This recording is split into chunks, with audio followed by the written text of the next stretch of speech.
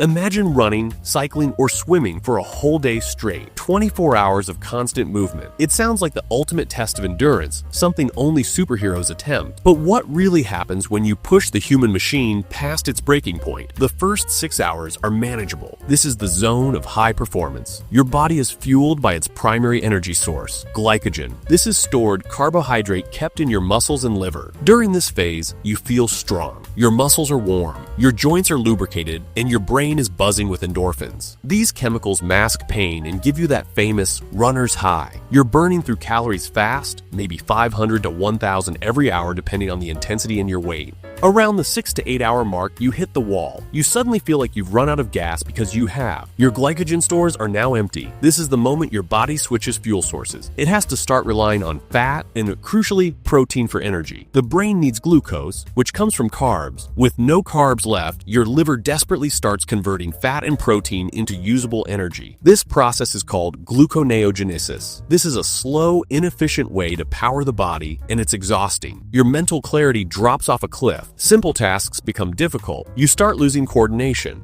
By hours 10 through 16, your body is essentially eating itself. The protein being used for fuel, that is coming directly from your muscles. You are literally breaking down muscle tissue just to keep moving. This leads to something dangerous called rhabdomyolysis. Rhabdomyolysis happens when severely damaged muscle fibers release their contents, like the protein myoglobin, into your bloodstream. Myoglobin is toxic to the kidneys. Your urine might turn dark brown or tea-colored. If you don't stop, you risk serious kidney damage and even kidney failure. During this phase, dehydration is a huge factor, even if you drink water. You are losing electrolytes, sodium, potassium, at a massive rate through sweat. This throws off your body's nerve and muscle signals. Muscle cramps become intense and uncontrollable. The final 8 hours, from 16 to 24, are purely about survival. The hormonal system is in chaos. Your stress hormone, cortisol, is through the roof. This suppresses your immune system, making you vulnerable to illness. Your sleep-wake cycle is entirely messed up. You experience auditory and visual hallucinations due to extreme fatigue and the lack of glucose for the brain. Your focus on the task is gone. Your heart rate starts to fluctuate dramatically. The constant pounding and stress can lead to myocardial damage, temporary injury to the heart muscle itself. The body is desperately trying to maintain its core temperature, but the combination of fatigue and dehydration makes thermoregulation nearly impossible. You might experience waves of shivering and overheating. Every joint, tendon, and ligament is now stressed, swollen, and prone to severe injury.